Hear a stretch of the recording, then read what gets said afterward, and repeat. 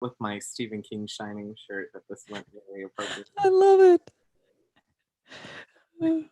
Oh, I should probably should I change my virtual background too to make it Oh Mad man, Gaines? Jonathan, I wish it was a chocolate mug that I could eat.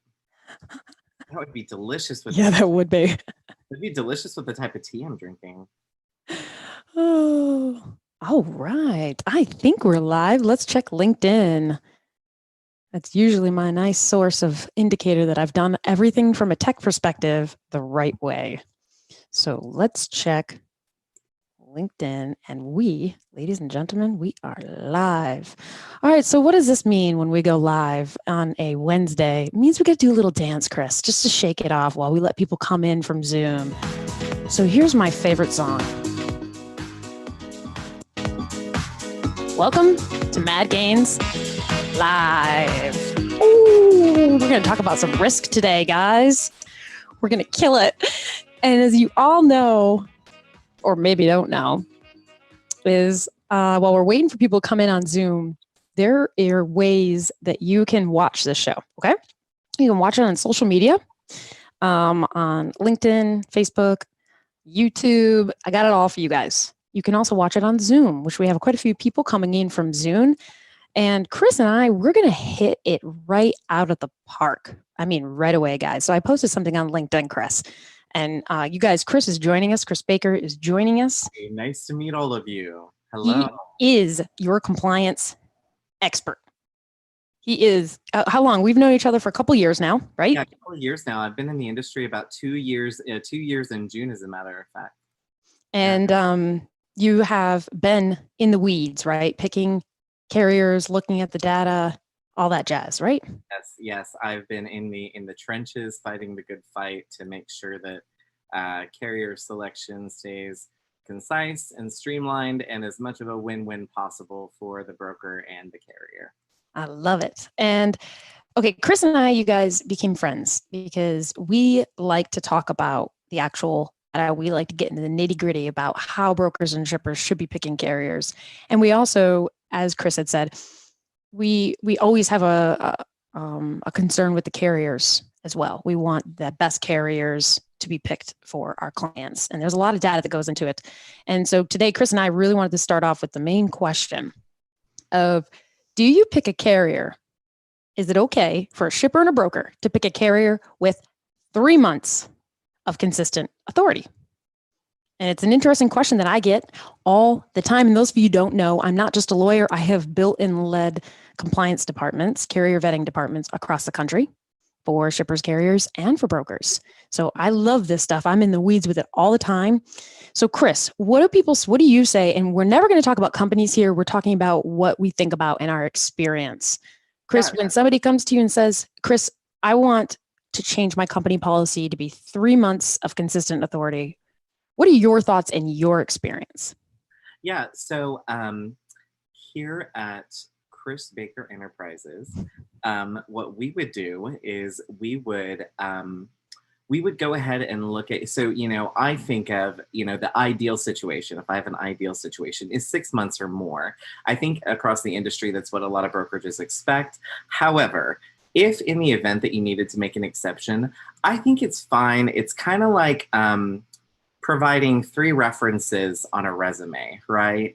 If you have a resume and you're wanting to advocate for yourself, just like, if you were running a trucking company, you're running a business and you're trying to advocate for your business, you submit your resume for your business to potential clients such as brokerages, etc.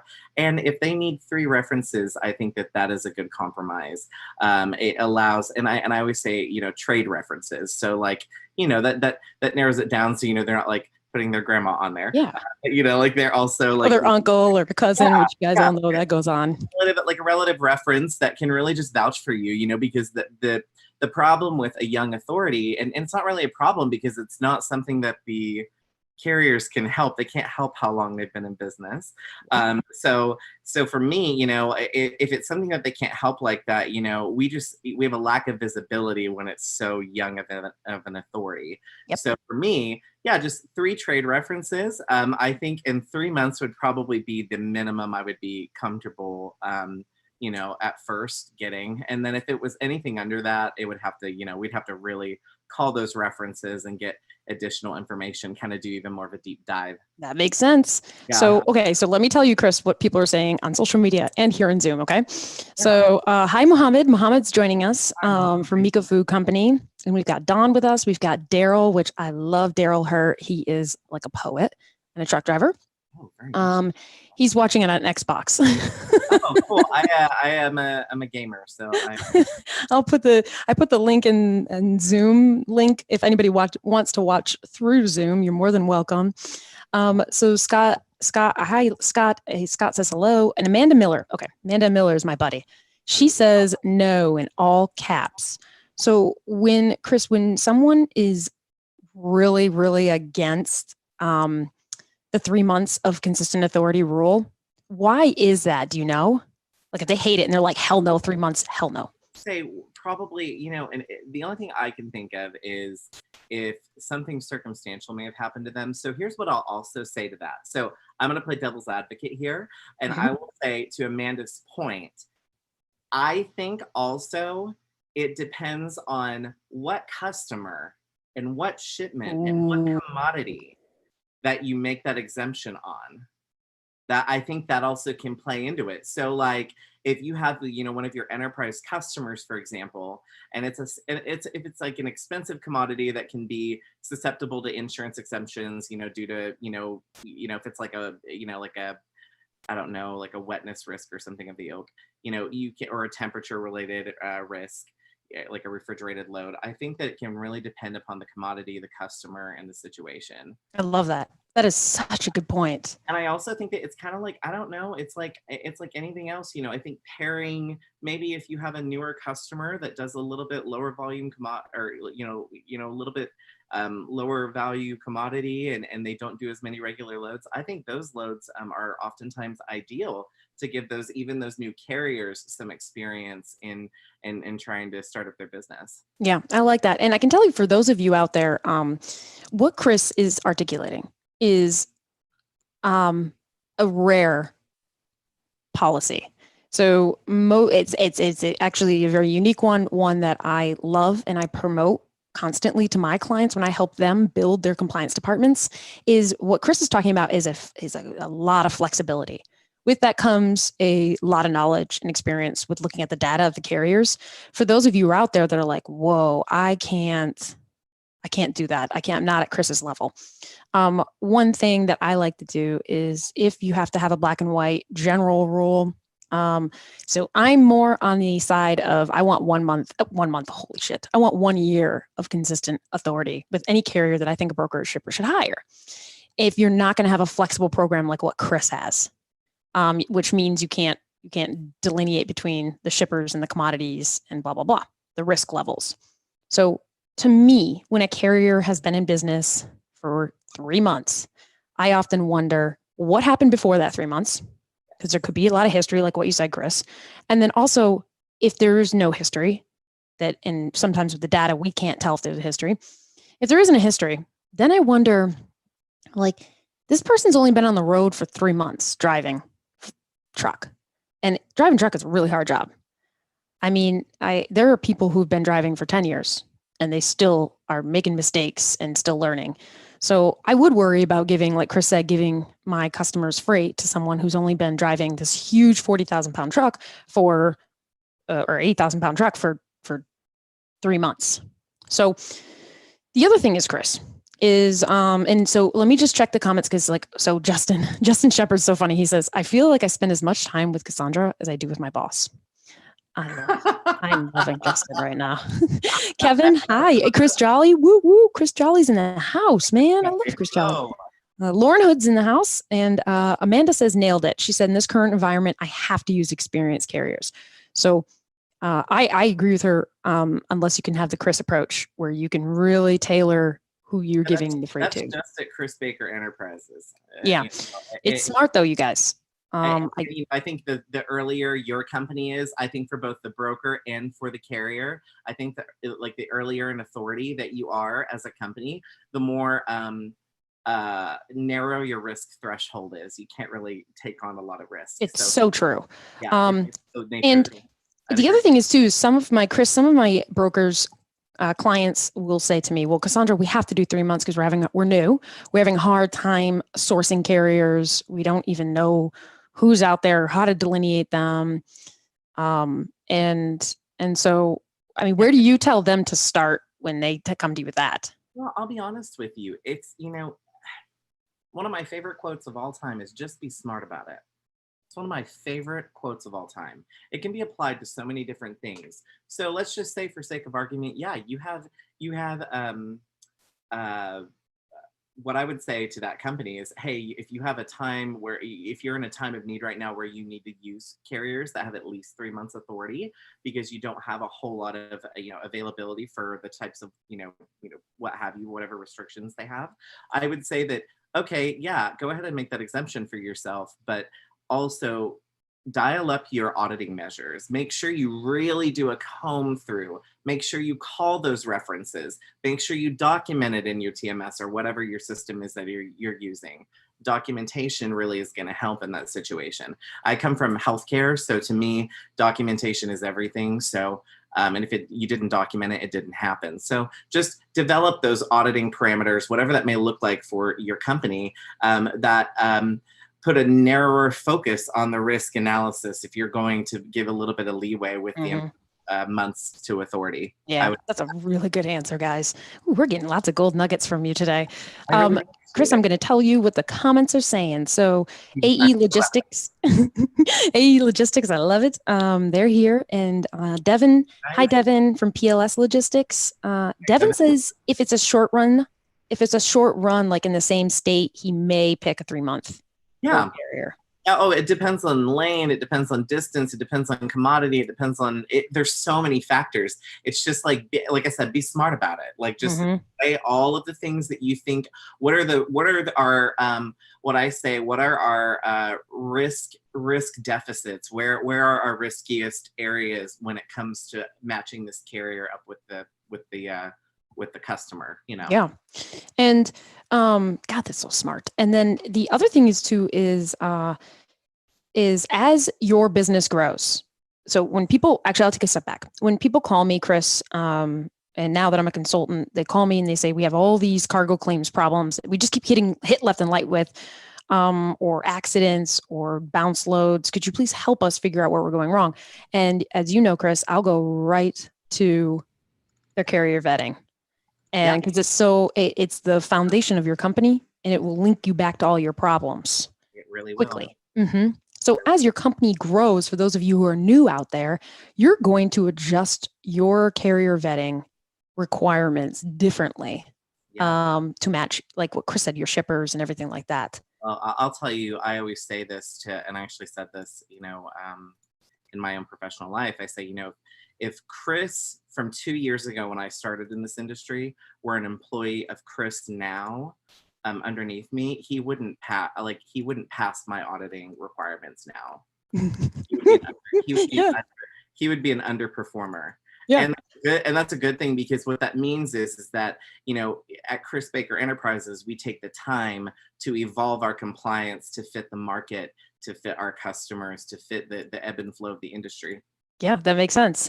When make sure I don't forget about the comments in our Zoom too. So Randy is one of my favorite people. And by the way, Chris, one time I just pushed a music button and we started dancing, and Randy pulled out a guitar randomly and started playing it. Awesome. I love that. I never was able to play the guitar. I tried many times. It was awesome. Okay, you don't get to talk because you play the piano and sing. That's amazing.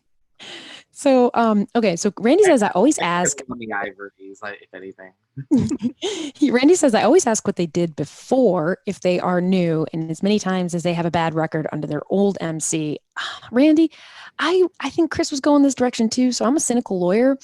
Because I saw someone over here, Duo from Duo Logistics. He said, I had my authority for 4 months, but my partner, who's also a driver, has 13 years of experience. Well, coming from a cynical Cassandra who's building her clients' compliance departments, I won't take a carrier's word for it.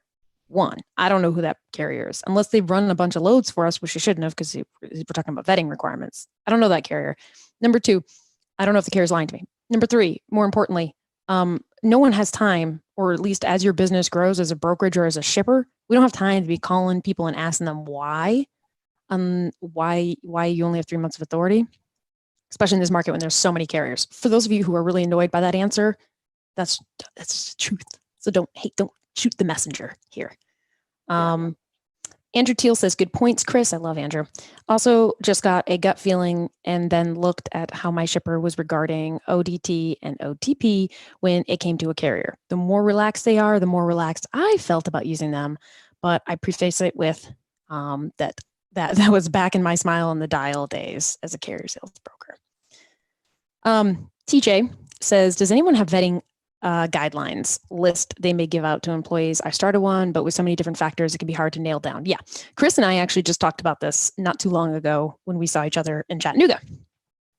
And and Chris, actually, Chris, maybe I can let you take the floor at this, but because I have a theory, but what would you in your consulting role with any broker or shipper, what do you communicate out to the floor to give them an understanding of what carriers you're going to hire? Like, is it high level or is it? Yeah. So, I think that it is always, I always think of my nieces. My nieces are, they're 7 and 5 and basically 7 and 4. Yeah. Sorry. Off by 1 year. Darn it. Anyways, I think that, for me, it kind of depends on what you and your leadership think is the level of visibility you need to give your floor. So for me, like my carrier salespeople, they definitely are carrier sales representatives at Chris Baker Enterprises. They definitely would know like the baselines of what to look for when it comes to identifying a possible good carrier to source on the front end. Such things as like authority, safety rating, and make sure they're educated in some of the basics as to what makes a carrier even fit for business. Mm-hmm. and design, of course, and a backhouse second filter to really do the deep dive. That makes sense. So I do the same thing. So I will give the carrier sales floors or the shippers a very high level list of the carrier needs to have this, like 4 things. And then at the bottom, I say exceptions made by the compliance department only, something like that, so that they're at least not wasting their time vetting a carrier that doesn't qualify. So if it's just, okay, so here's a solution too, is for those of you out there who don't have a compliance department and you're like, well, where do we even start with all this? So I just had a demo and she's on with Kathy from Safer Watch, and Kathy, which Safer Watch was just bought in July by Truck Stop, but Safer Watch has been in our industry for a long time. And Kathy was talking about how in her product, you can tailor what you're looking for in a carrier. And then Safer Watch will give you the green light or whatever and tell your whole team this carrier is okay to source. So that's a great idea as well, because there were a lot of options you could tailor your vetting requirements for. The other thing too is if you only have like 13 brokers or something, the best thing to do is use a software like that already tells them when they're sourcing the carrier, or give them like 5 roles, 5. But as your business grows, you are going to start hiring people. I don't care. You're never going to get rid of this with technology. You are going to be hiring people to make exceptions to those roles. Because if you don't, you lose out on capacity. Because Randy, who just told us that he likes to call a carrier and ask why they only have 3 months of authority. Well, Randy can do that because he has the time. And that means he has more flexibility, more carriers to choose from. Chris, question for you. How many carriers do you think actually know what their data looks like? And it's okay if you don't know the answer. I'm going to be honest with you. I can't even give an educated answer to that. So here's what I do see. So I've seen certain, so we'll take a minor example, right?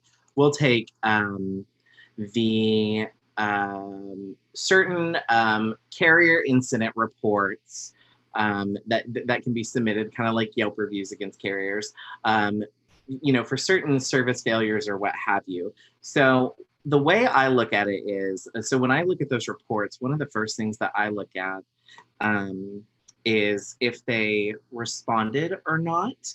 And the reason why is because what that tells me is that that company is self-aware as a company. And I think, you know, it's also important to remember here that, you know, if you have a truck and you are hauling stuff, even if you are one person with one truck, you are still a company. You are still self-employed.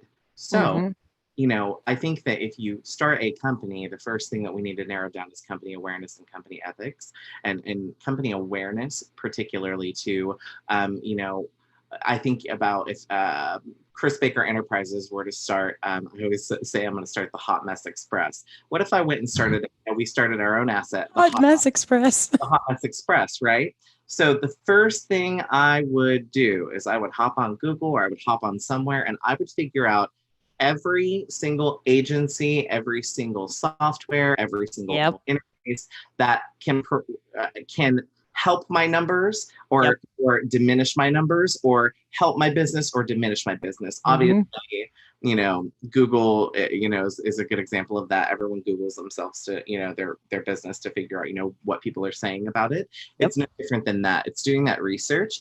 So I don't know that I can give an answer on that, but I would hope that, you know, I see more and more carriers every day that are self-aware. So that's good of their business. So I would say that I can't give an educated answer, but I would say that it's getting better. I'll say that much. You know, I was just talking to a trucker the other day.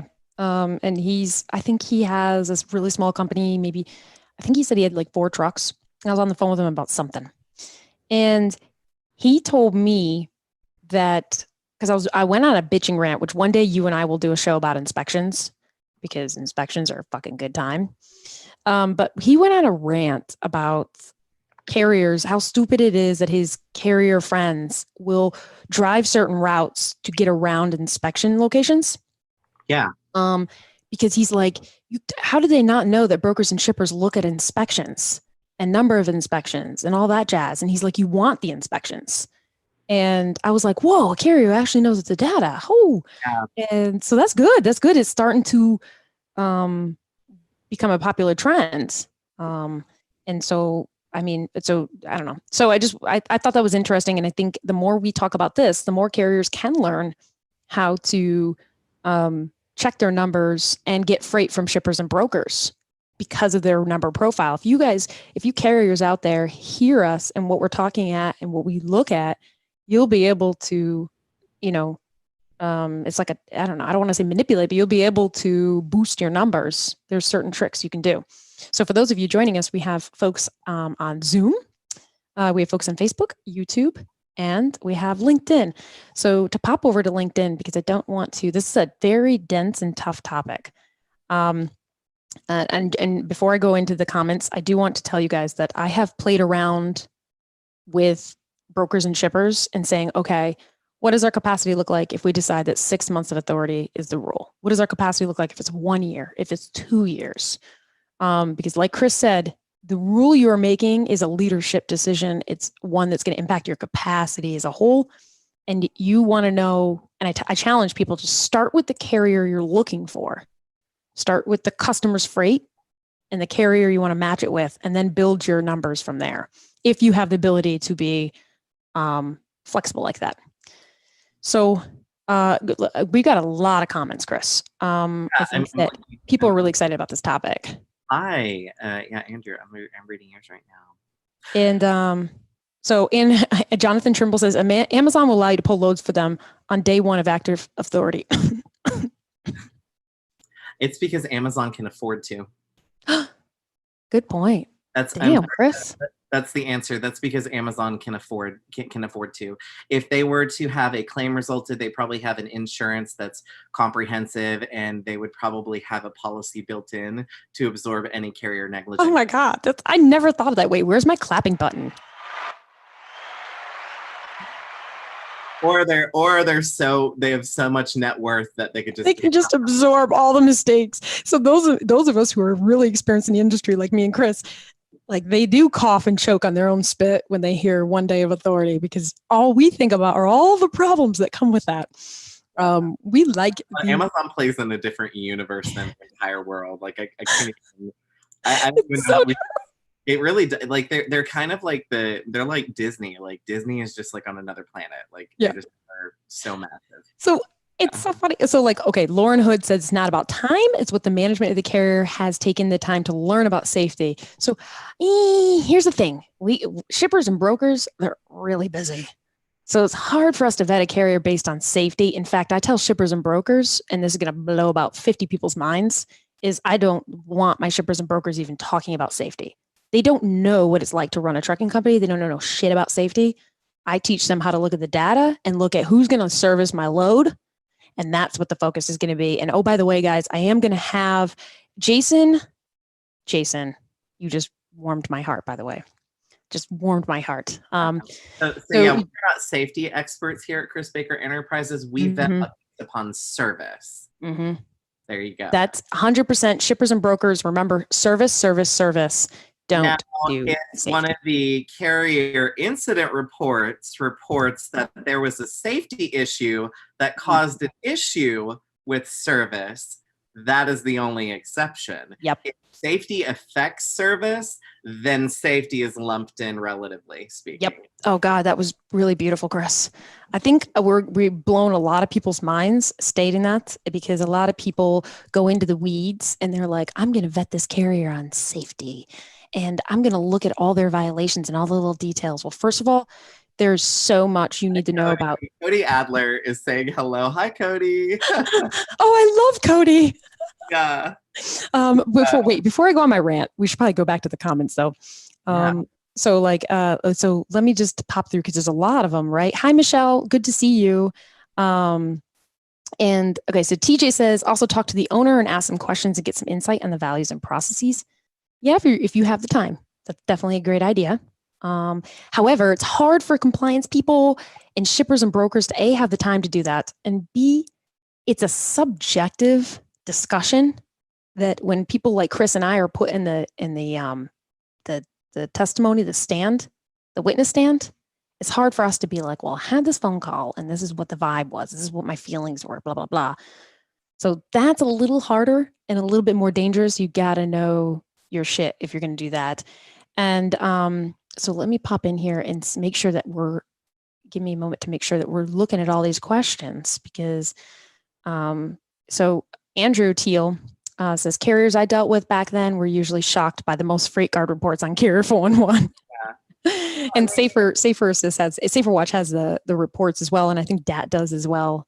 Well, I'll say this, like something that I've done before, and I will say this at Chris Baker Enterprises, we would do this. Maybe I have or haven't done this, but we would do this at Chris Baker Enterprises. If you are willing to respond to your report and at least explain what happened, I don't need the feelings. I need the stereo instructions. Yep. I need numbers. I need timestamps. I need documentation that can be provided if needed in the response, stuff like that. If you respond adequately defending your business, I'm way more likely to do business with you. I would say, like, me too. I wouldn't say that a carrier incident report from any of the websites listed is a silver bullet. I really don't think it is. And I discourage anyone who's a shipper or a broker. You shouldn't look at those reports. They should be a piece of the entire picture. They should not be black and white. Yeah, they're the gray area. So you have the black and white of the metrics against the national average. You have the insurance, all that. But then you have the gray area. You have, how are they on phone calls? How are that intangible? How are they responding to their reports? What are they reported against? Those things are intangible. They really are. Element. That's one of the reasons why I always say software. I don't think we'll ever get rid of. Compliance groups. No way. There's so much circumstantial interpretation, and I've known carriers who I've said no to at Chris Baker Enterprises, and they would call in and advocate for themselves, and I gave them a chance. I would too, especially if they're saying the right things and they're hitting good data points. Providing the right documentation. I'm a sucker once again for documentation. If you have a document, it's good. It is good. it's something tangible that I can hang on to, that I can attach to your information. So I kind of have it as a reference as to why we made the decision that we did. And it allows me at Chris Baker Enterprises to properly document why those exemptions were made. Another thing I would say for companies starting out, if you're going to make an exemption, make sure it is documented. Make sure there are supporting documents. Document. It is just the way it is. It's so true. And Chris, could you give us an insight into Chris Baker's Enterprises? If you had a magical wand and you could create a process of, if you're going to file one of these incident reports on any software, here's the things you need to think of as a shipper and a broker first. Yeah. So, I think the first thing, okay, so from a brokerage perspective, at Chris Baker Enterprises, we're going to pretend we're a brokerage for a second, and we're about to submit a freight guard report against a company. So simply not using a carrier is kind of step one of an action plan when it comes to any fraudulent behavior or anything that jeopardizes the business. But I would say that phase two would be like, first you need to ask yourself, do I just want to never use this carrier again? Mm-hmm. Which can be detrimental for some people in certain circumstances, because if the carrier is first starting out, that can be really detrimental to their business. Mm-hmm. A brokerage's business completely. So, not having that tie, especially if the locations are, in alignment as well, that can kind of play into it. But I would say that the first thing would be do I just want to not use them?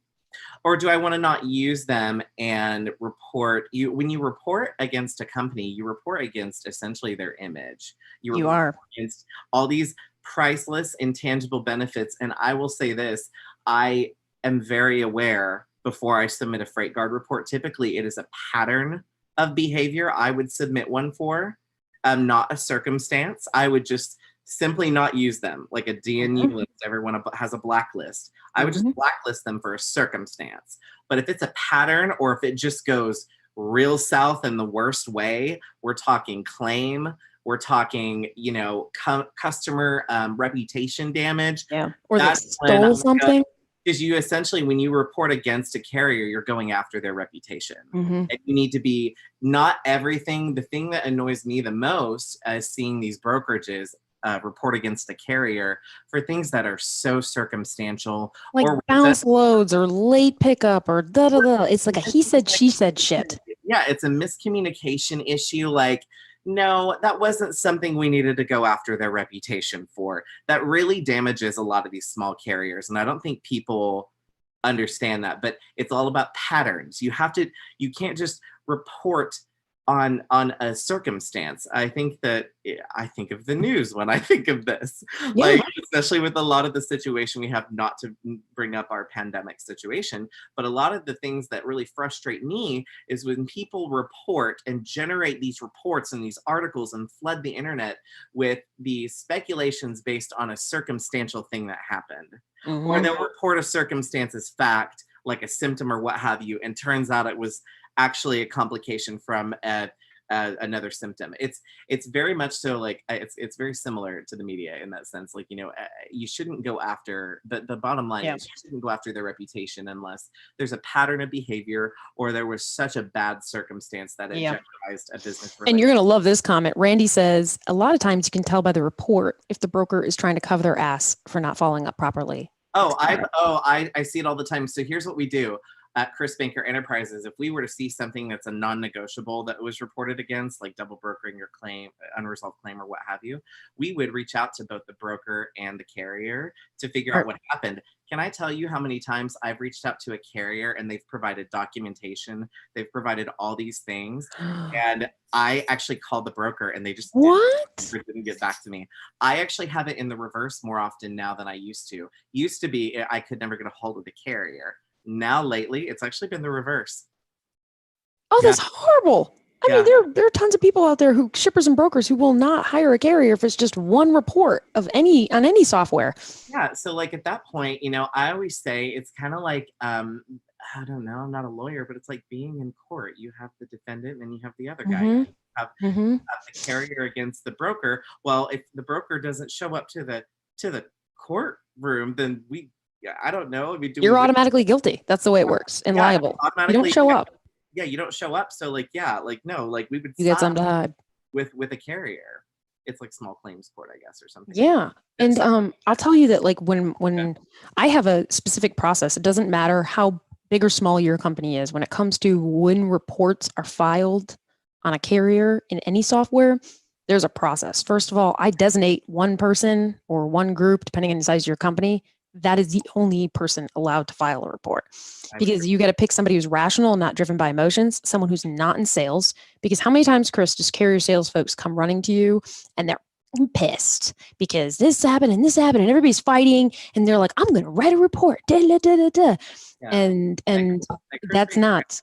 We've definitely had some of those things in the past, but I would say that that's why you have to have not only, you have to have one person or department centralize that function, because you need a specific type of person to submit like that. We need it to be stereo instructions, matter of fact. Chris, is so true. Yeah, and state a report that is fair. You need a very fair person, and you need typically, like, we have a checks and balances as a team at Chris Baker Enterprises where we actually go through a team of proofreading before we submit it. Very smart. We also have an internal control check with our CSRs at Chris Baker Enterprises, because with Chris Baker Enterprises, you want to make sure that you have them submit their requests to you and you review, and then you will deem whether it is a necessitated report or it is not. I love that. And I also love that I always tell my people that if you are going to file a report and you understand that it's going to negatively impact that carrier's business, you should do what Chris said, which is when you write the report, you are talking about core facts.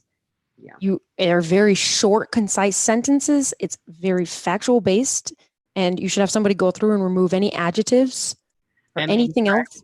Greg says, I bet 50% of the reports out there are emotionally charged or not fact. And I will say, I agree. On one side or the other, I would say yes. Sometimes it's not always the carrier, or sometimes it's not always the broker, but or the shipper. Yeah.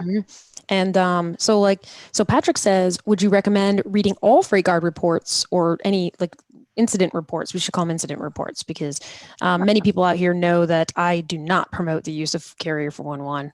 I like other software products. So, incident reports, I would say that just skim over any incident report that you come across. Some I would definitely pay more attention to, others depending upon how they're labeled or their severity weight. Yeah. Chris, I like looking at the responses too. I like looking at the carrier's response, because if the carrier's response to the incident report is like really professional and with facts, I'm like, And definitely the responses, like how you respond is just as important to me, really. If I were running a fleet, or if I had my own assets, I would want to make sure that I not only responded, but how I respond is equally as important. Yeah. And Tim Poole, I love Tim. He's saying Safer Watch is much better than Carrier 411. I agree with you, Tim. I'm looking for a company. Chris and I are extremely passionate on this topic. In fact, Chris and I have a pool of friends, and this is what we do all day, is vetting carriers, looking at carriers, and deciding what's best for shippers and brokers. And we are very passionate. We like to fight over software too. But I can tell you that I need a software out there that's going to grow with my clients, my business, my shows. I want a company that's going to be constantly updating data, that's going to be giving us what we need and making things easier and easier and easier, especially, Chris, with regards to sourcing carriers, because it's so hard for brokers and shippers to have their sales folks looking for vendors, carriers, and then find out they did all this work and then it wasn't approved by the compliance department. It doesn't meet whoever's reviewing this stuff. Right. That's time and money lost. I would agree. And for me, the one thing I will say is there are a lot of great softwares out there that you can use to get this information. There are. I will say that the database for FMCSA, I think that could use kind of an overhaul on the federal level. I think a lot of things could, though, with them. I think the way that this industry gets easier from a vetting and from a sourcing standpoint is to centralize things as much as we can. So, for example, if we improve the FMCSA website, we get more metrics up to date in real time. That would be amazing. Every carrier. And then we have all these different softwares that do different things, and they have their strengths and their weaknesses, like every software does. That they pull information from this up-to-date database in an ideal world. And what I would like is I would like a database that pulls from those different softwares from all over the place. So I was talking earlier with you about, I used to do registration in healthcare, and I used to be a super user for Epic, which is a major medical software. And, we had to do a lot of like patient demographic verification of insurance, authorization for treatment, authorization for procedures, that sort of thing. And so one thing we had a website called Availity, and Availity, what it does is you can plug in a patient's demographics, which in this case, our patient would be the carrier, like, and their demographics would be their MC and their DOT or what have you, their address. And you pull up an entire snapshot of all of the databases that have all the reports, like every report that's ever been submitted by them, every insurance that's ever been submitted by them to all the databases. There'd be, of course, fail safes to be, checked for redundancies on certain things, but they'd also pull from that up-to-date database. But you could literally plug it in. Like in healthcare, I could plug in the patient's Blue Cross insurance, and it would go to Blue Cross's website, and bam, there it would be. I love that. So I think like the reverse, it's like a funnel. I'd like an information funnel, an information hub where all of these different websites that do all of the same thing. Yeah. And Chris, I get a lot of people reaching out to me with like, hey, I just started this new software that vets carriers. Will you please promote it? Will you please push it? Blah, blah, blah. I hesitate to, first of all, there's a lot of them. Second of all, vetting a carrier is extremely hard. So first you have to prove to me you even know how to vet a carrier. And it's very, very hard. And secondly, the other thing is like when I was talking to, I was talking to Kathy at Safer Watch earlier, Kathy Sardelli. You guys reach out to Kathy Sardelli. I'm not getting paid for this. I don't get paid. Kathy's awesome. She gave me a demo on Safer Watch. And I liked that the data was very up to date. I liked the features of it, but let me tell you something, you guys. This is the hardest part, is that you're looking for historical data to indicate future performance. That's what shippers and brokers are doing. They're not looking for safety. They're looking for data indicating future performance. So, and by the way, that's correlated tightly to safety, because if you're unsafe, your performance is not going to be good. Right. That's just known. And so the reason why you don't have to vet for safety, because you almost don't even have to. The service kind of speaks for itself. Yeah, exactly. And so I like the older softwares that have been around for a while, because they're going to have a lot of the historical data. Oops, I'm ignoring some of the comments, but the incident reports within Safer are linked to TIA. Yeah, that's one of the features I like about Safer Watch. Yeah, and for those of you out there that are just starting and they don't have enough money to really invest in a lot of softwares. Yeah, Chris, you can use the FMCSA website, SMS website. And there's a lot of data there. There is. I think maybe Chris and I have to have a webinar to teach people how to look through it. Chris, maybe we could do that. Yeah, it's because the thing is the thing about the Safer website is that it is navigatable. It is not user accessible for the current 2020 we live in. So it's hard. Kind of like looking at an old computer screen, like a black and green. Like it's just it works, but it's not as accessible. I would say. And you have to know what you're looking at. That's the hardest part about all this data. Sure. So like Tim says, incident reports with Safer Watch are linked to TIA Watchdog. That's good. I know that Safer Watch also, if you pay for like an upgraded service, and Chris, you were saying this too at one point, is that they will monitor insurance certificates, which is something that Carrier 411 does not do. So that's really important to me. Yeah, they keep an eye on the insurance, which is nice. So and let me just make sure, I just want to make sure that I'm still live, by the way, because I haven't been paying attention to the tech or the comments. So we apologize to all you out there who have comments and you're like, Cassandra, why aren't you paying attention to our comments? So we should go back to how many years of authority? Okay, let's go back to our main point of contact question, which is, so I recommend 1 year of authority if you need something very black and white and you don't want a lot of problems. But each shipper and broker are different. Chris, from a consulting standpoint, not from anything you do or in the past, what have been your recommendations? Yeah. Just So to give somebody like, hey, brand new to the industry, what should I require? the answer is 1 year is ideal, and anything other under that, the more you decrease that, the higher your risk threshold.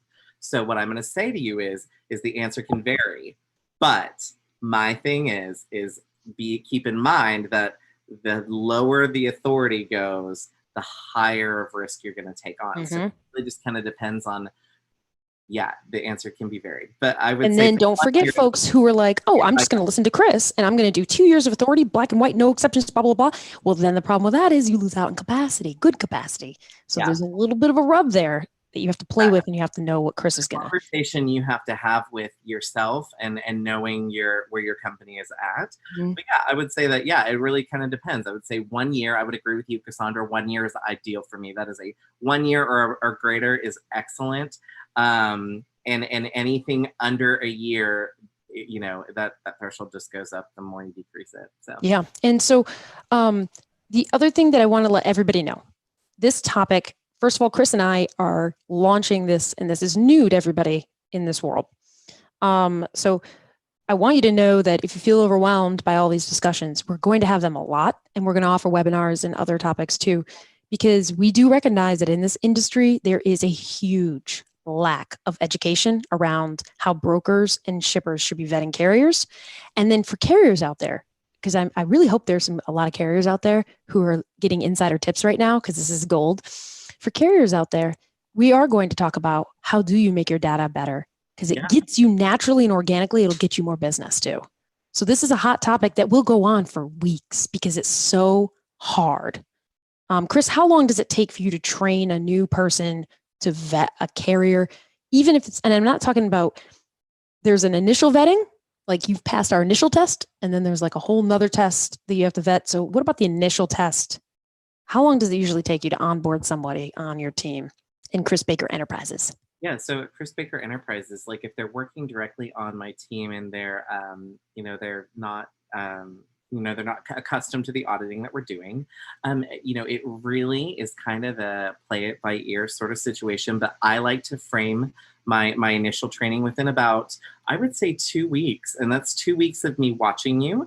And then I would say we do about, like 3 to 6 months, depending. I think our usual rule is the first 6 months. I actually will pull an audit of your accounts. Smart. I was hoping you would say the word audit. Yeah. So to pieces. I used to do this in healthcare. I used to pull. So I used to deal with Medicare MSPQs. It's Medicare Secondary Payer Questionnaire. So anytime a Medicare recipient goes to the hospital, they have to fill out this questionnaire that determines, does Medicare pay primary or does something else pay primary? And so each registrar had to fill them out, and each question that was wrong, you could be fined up to $100,000 a question by the government if you were in an audit. So I would pull an MSPQ audit every month, and I would go through about 10 accounts, randomized accounts of each person, and I would figure out, if they passed or if they didn't, and then I would kind of have that KPI control measure on the inside as well, to make sure that it properly. So let's give this, since we have a final 15 minutes, because I promised all my viewers that although Friday's show is wild and it goes on for Lord knows how long, not the week shows. The week shows, we were going to put a cap on things because lots of people have jobs and I can't get the talent. Can't convince Chris to come on and give us all his golden nuggets. So, Chris, I saw somebody first of all, Andrew Teal. Yeah, I was reading. Saw that too. He says, to those of you out there that are not on Zoom, he says, so if you vet a carrier and make the wrong choice, what's the exposure? Chris, you take this first cut, and then I'll take the bigger exposure. Well, so when we're talking, to clarify, when we're talking exposure, we're talking like the risk exposure, right? Yeah. Okay, so it kind of varies. It really just depends on the circumstance, but I will say that it depends also, I think, on how young your company is, because I think that, you know, I remember the first exposure to a bad carrier that I had in this industry was a big deal. And we were, you know, at Chris Baker Enterprises, we had just gotten the payroll on the books, you know, so it would be like, you know, that might be a bigger deal in the very beginning. I think the first one, the risk exposure is always exponentially higher. And I think as you go on and you get customers and you grow, I think that risk goes down, but it also just kind of depends on the commodity as well. Certain commodities can be higher priced and yeah. I mean, it could be from like you lose a shipper, you lose a customer, or a shipper loses their job, or you lose your insurance, or your insurance premiums go really, really high. Or you go losing the company. Yeah, like it can be so bad. Like it just really kind of depends. But imagine all your problems, Andrew Teal. Imagine all, and this is what I always tell my clients, especially executives of any size company. List your top 5 problems, the top 5 things that you're spending your money on spending your time on, your fires. Often it's led right back to your carrier vetting. And the consistency is what I hit first. Policy first. What is your policy? Because every policy is different. 2 is consistency, consistent application. And usually those I cut out probably 60% of the problems of the company. Yep. So let's pop on and make sure that, and by the way, guys, for those of you, we've all heard the TIA, TIA has put out a lot of good content on the actual exposure to your company for broker liability. I have a presentation that's more of the operational, how you get yourself truly in trouble for picking the wrong carrier from a shipper and broker perspective.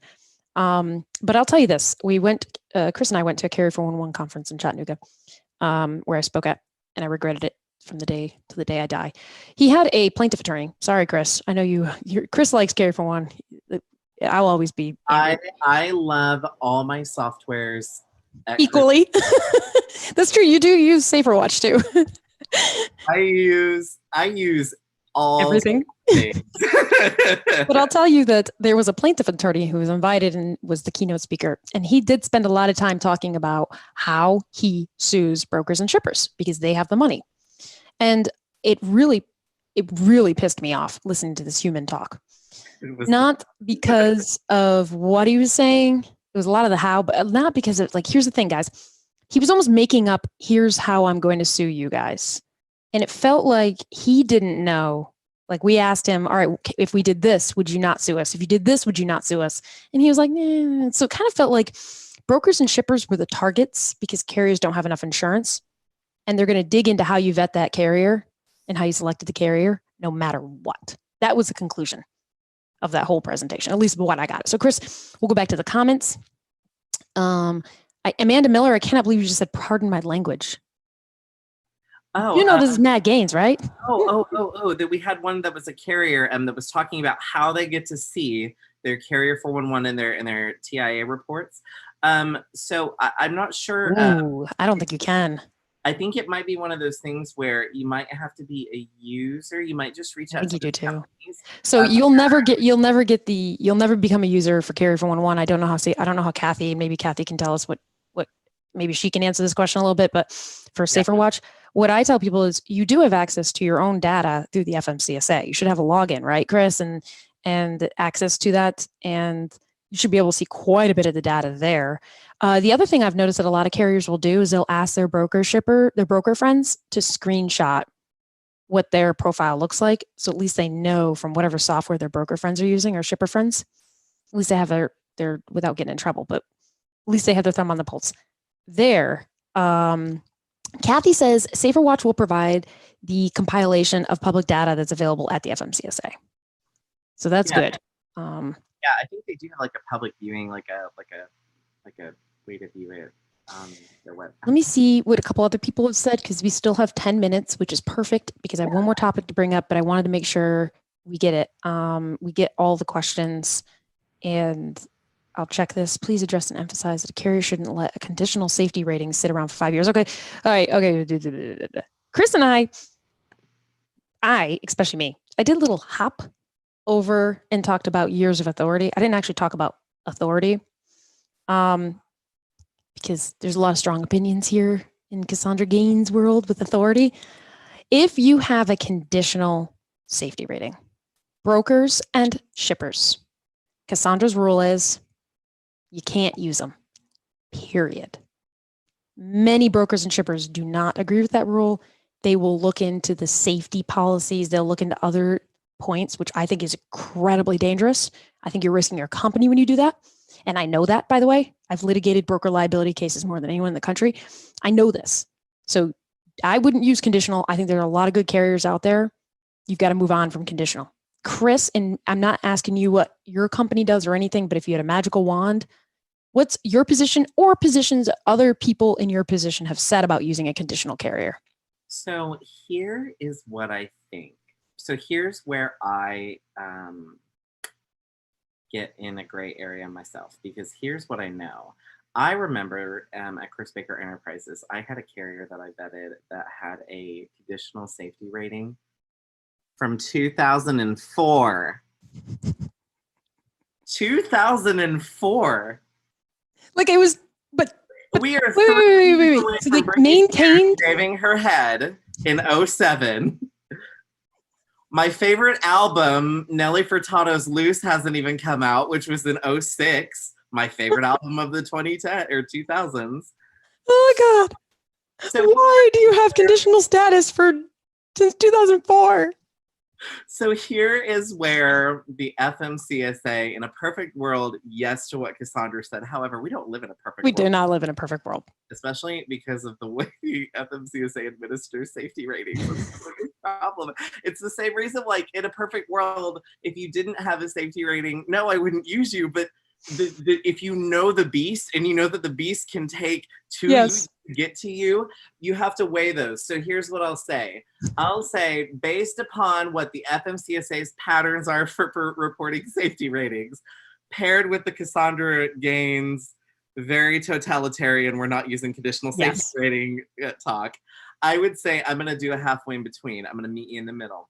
First of all, once again, let's weigh commodity, let's weigh customer, let's weigh circumstance, right? All those intangible variables. But then let's take a look at everything else, do a normal audit like we normally would, but have the carrier. So when they get conditional, right? The thing that we're trying to verify is, are you safe? Are you safe according to the government? So what I like to see is not a safety letter. So here's the difference between a safety letter, and I'm going to do 2 terms, safety letter and safety plan. A safety letter is an acknowledgement of the fact that you're conditional. Christopher, yes. You're in Gaines, Madtropolis land where you get called out. What did we say about safety? We are not safety experts. So. Okay, keep going. Yes. So to that point, seeing a little bit of proof as to why, that you are not only aware that, okay, so I don't want an acknowledgement of your safety rating, but what I would like is, typically I like to know internally, it's kind of like using these larger carriers, right? A lot of these carriers that have franchises, and not every franchises like Burger King, not all franchises are created equal. Landstar out there, not all franchises are created equal. But what I like to do is I like to know what measures you are taking as a company to mitigate your risk internally to correct your safety. Okay, I'll take it. I like it.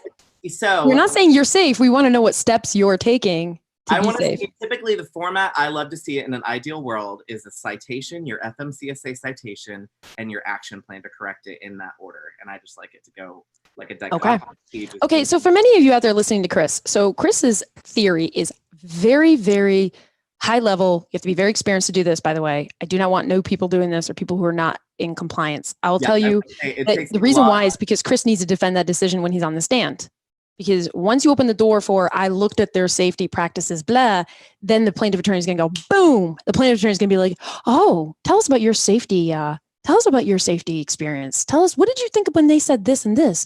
Did you go in and audit them? It opens a door that I do not like my clients to have opened at all. So that's why everyone out there, unless you're a Chris Baker or you're at his level of experience and you can defend yourself on a witness stand, do not hire conditional carriers. Yeah. Don't. I understand that conditional carriers, I understand, like, how about this? When the market was tight about 8 years ago, people were using conditional carriers, especially in Chicago, because they couldn't find good carriers in Chicago. And many of them were conditional because they were getting beat up with all these violations and whatnot. And it wasn't fair when we had unsafe carriers all the way in Wyoming who were way unsafer. Like, I understand, guys, but I'm here to protect brokers and shippers and carriers. And the best thing to do is A, don't be fucking conditional. 2, don't hire conditional. Chris, you get to because, you're very experienced. Well, and my thing is that it's a very, like, anytime we would use a Chris Baker at Chris Baker Enterprises, we would use a conditional carrier, it would be very circumstantial. Like, and they typically have to have metrics that blow me out of the water. Like, they've been around for 14 years, they're quite larger, their violations aren't bad within the past 6 months to a year, like that sort of thing. And then their safety plan. But it would be still like, if you are going to let up, and there are so many carriers out there, Chris. There's so many. If you let up on the conditional rule, it has to be very, very rarely, and it has to be on a case by case basis, just like anything else. Anytime you let up your guard, you have to do it calculated. That's why it's called calculated risk. It's not just called risk. It's calculated, because you got to make sure that you're doing what's best for the situation, but also what's best for the company as a whole going forward. And I love that. Yeah. I don't know. Marina says, what about carriers who have no rating? Carriers, Marina, I can answer this really fast for you, which is the majority of carriers do not have ratings. They're unrated. That's fine. Then you're gonna move on to other data that you're going to look at to vet their performance. Yeah, look at their performance metrics, their SMS performance metrics. I would do a dive into that if you get anything. For sure. Let's make sure, Chris, let's scan the comments to make sure that, and call references, Brandon Arnold says, which Chris said in the beginning too, is a really good way. And it can't be a mama as a reference. It has to be actually, I work for this person. Trade references. And let's see. So, for those of you out there, J-Min has just popped in and says hello. But by the way, Chris, someone said favorite album in 2006. That was Stephen Elliott. He's one of my favorite people. He said Nelly Furtado. Yeah, Nelly Furtado, Loose. It was produced by Tim Band, and it was so good, right? So good. In fact, next show we do, we're gonna play that song. We're gonna play it, and I'm gonna get in trouble with YouTube because it's licensed, but that's all right. And so Marina asks, thanks for my question. She said the reason I ask is because there's so many customers who say they only work with carriers who have satisfactory safety rating. That's because number one, that's because they don't have experience in our industry. Yeah. And number two, you just got to push back and laugh a little bit at them and say, hey, you're not going to have any capacity if you're looking for carriers with only satisfactory safety rating. And let's also talk about this, Chris. Yeah. Is those carriers with satisfactory safety rating, are they safe? Are they guaranteed? Well, actually, I shouldn't use the word safe. Are they guaranteed performance, Chris? No, I will tell you, I've seen, just in the flip scenario, just like I've seen a conditional carrier that was 20 years old, I've seen a satisfactory carrier that was satisfactory for a while that should no longer have been based upon their metrics. And often, if you get the FMCSA's attention, Chris, is that a good thing or a bad thing? It's normally a bad thing, because if you get their attention, that means that the piles of papers on their desk, you made it to the very top. Yeah, I've seen it both ways. And to Marina's point, I think that anytime a customer, explaining that situation at Chris Baker Enterprises, I may or may not have had to explain that to a customer, just saying, hey, sometimes we do use carriers who are, not safety, they don't have the safety rating administered, and here's why. And typically they'll allow that red line. I've noticed they typically it's no big deal to explain to them. It's more so explaining why the beast is not functioning the way that it needs to. And that's typically a pretty easy thing to talk about. And Chris mentions red lines, right? So let's flip a little bit for 2 minutes, because I promised somebody that we would answer this question. This is a little bit of a flip, which is, Chris, in what circumstances do you allow a carrier to redline the shipper carrier contract or the broker carrier contract? Well, I mean, they can redline it all they want. I am totally fine with everyone. Like, anytime anyone wants to try to find a win-win for their company, I think it's an ethical responsibility to at least hear them out. You don't have to accept red lines, however. So for example, a not smart one from any side would be the middleman, let's say Chris at Baker Enterprises is a broker, the middleman assuming liability for claims.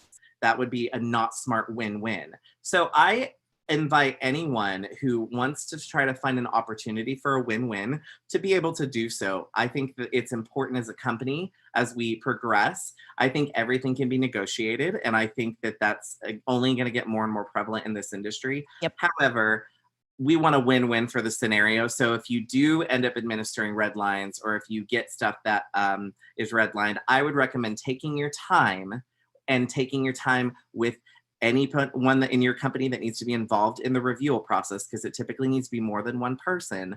I recommend even getting like a committee or a panel together and going over the items and just maybe expressing to the carrier that, hey, if you're going to have red lines, or the customer, hey, if you're going to have red lines, that's great. We're going to try to get it to you and set a deadline for that. You need to take your time on it.